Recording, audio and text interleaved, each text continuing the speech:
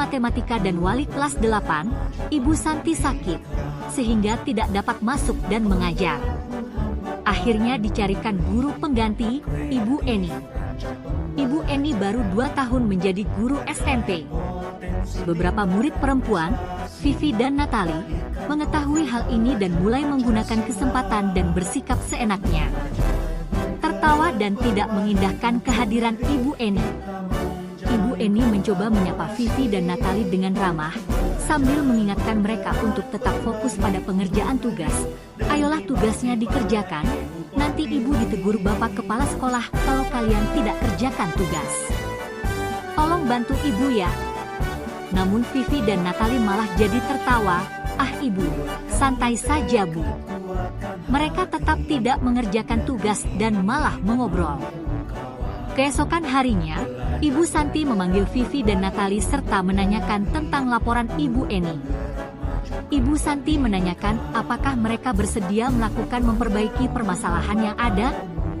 Vivi dan Natali sempat ragu-ragu dan membela diri, namun pada akhirnya mengatakan akan meminta maaf. Ibu Santi menanggapi bahwa tindakan itu boleh saja dilakukan bila mereka sungguh-sungguh ingin meminta maaf. Namun Ibu Santi menanyakan kembali, apa yang mereka bisa lakukan untuk menggantikan rasa tidak dihormati Ibu Santi? Baik Vivi maupun Natali mengakui bahwa perilaku mereka tidak sesuai dengan keyakinan kelas. Ibu Santi melanjutkan kembali apa yang akan mereka lakukan untuk memperbaiki masalah. Apakah ada gagasan? Setelah berpikir sejenak, Natali dan Vivi mengusulkan bagaimana kalau mereka mengadakan sebuah diskusi kelompok dengan teman-teman sekelasnya. Tema yang mereka pilih adalah penerapan keyakinan kelas, terutama tentang sikap saling menghormati dan bagaimana penerapannya di kehidupan sehari-hari di sekolah. Usulan kedua adalah mengirim email kepada Ibu Eni tentang gagasan mereka tersebut. Mereka pun memberitahu Ibu Eni bahwa mereka telah memberitahu kepala sekolah, Pak Hasan, bila lain waktu ada ketiadaan guru, maka mereka akan mengusulkan Ibu Eni sebagai guru pengganti.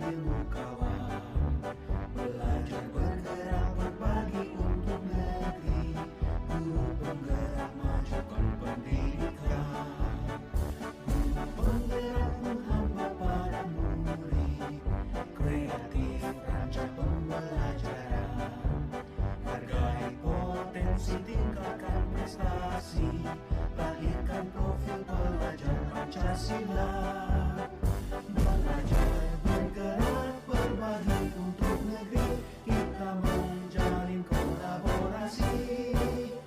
Belajar bergerak berbagi untuk negeri, demi bakti pada Ibu Pertiwi.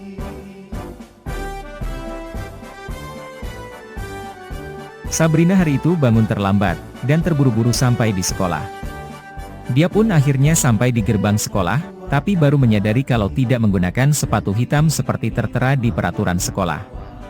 Di depan pintu kelas, Bapak Lukman memperhatikan sepatu Sabrina yang berwarna coklat. Sabrina berusaha menjelaskan bahwa dia terburu-buru dan salah mengenakan sepatu. Pak Lukman menanyakan Sabrina, apa peraturan sekolah tentang seragam warna sepatu? Sabrina menjawab sudah mengetahui sepatu harus berwarna hitam, namun terburu-buru dan salah mengenakan sepatu, selain tidak mungkin kembali pulang karena rumahnya jauh sekali. Pak Lukman tetap bersikeras pada peraturan yang berlaku dan mengatakan, ya sudah, kamu sudah melanggar peraturan sekolah. Kamu salah. Sudah terlambat, salah pula warna sepatunya. Segera buka sepatumu kalau tidak bisa mengenakan warna sepatu sesuai peraturan. Sabrina meminta maaf dan memohon kembali kepada Pak Lukman agar tetap dapat mengenakan sepatunya dan berjanji tidak akan mengulang kesalahannya. Namun Pak Lukman tidak mau tahu, tidak. Kamu telah melanggar peraturan sekolah, kalau tidak sanggup ambil sepatu di rumah atau diantarkan sepatu ke sekolah, ya sudah kamu tidak bersepatu saja seharian di sekolah. Sekarang copot sepatumu dan silakan belajar tanpa sepatu seharian. Sabrina pun dengan berat hati mencopot sepatunya dan memberikannya kepada Pak Lukman. Seharian dia tidak berani berkeliling sekolah karena malu, dan lebih banyak berdiam diri di kelas tanpa alas sepatu.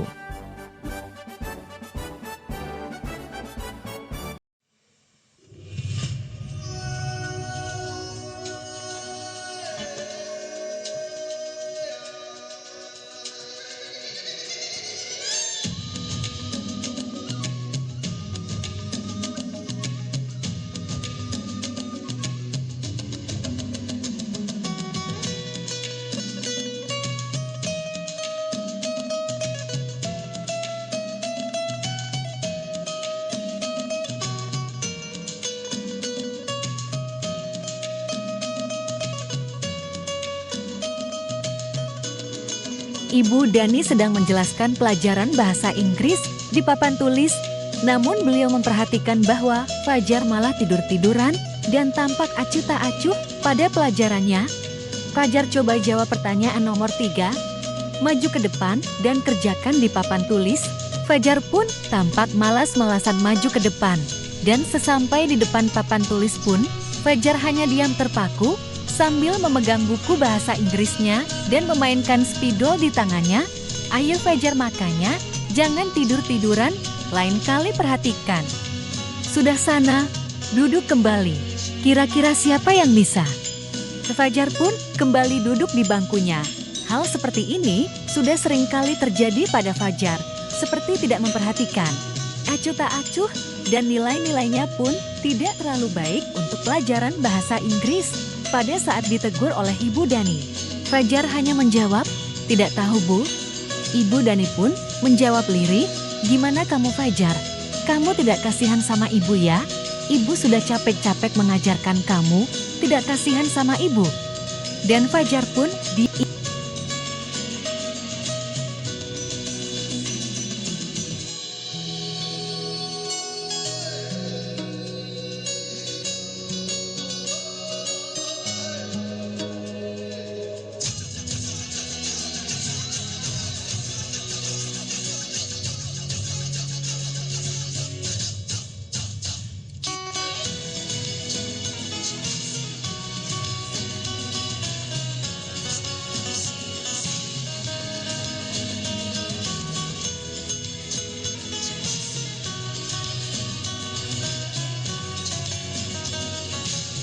Anto dan Dino sedang bermain bersama di lapangan basket dan tiba-tiba terlibat dalam sebuah pertengkaran adu mulut.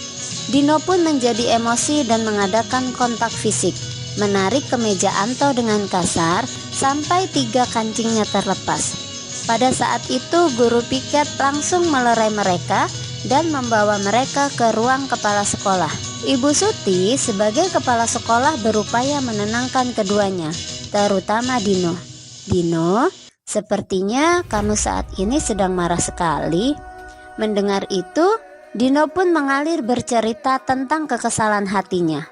Ibu Suti pun melanjutkan bahwa membuat kesalahan adalah hal yang manusiawi dan bahwa mempertahankan diri adalah hal yang penting. Namun meminta Dino memikirkan cara lain yang mungkin lebih efektif. Karena saat ini Dino berada di ruang kepala sekolah.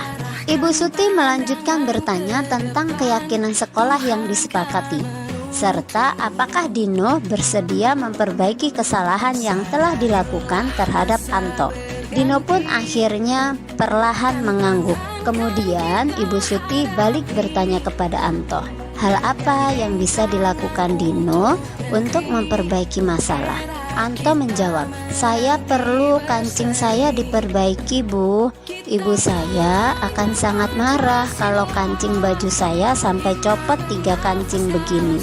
Ibu Suti pun kembali bertanya ke Dino, apakah yang akan dia lakukan untuk menggantikan 3 kancing Anto yang terlepas? Dino berpikir sejenak, namun menjawab, "Wah, tidak tahu, Bu. Saya lem kembali mungkin ya, Bu." Ibu Suti berpikir sebentar dan menanggapi, "Kalau dilem akan mudah terlepas kembali, Dino.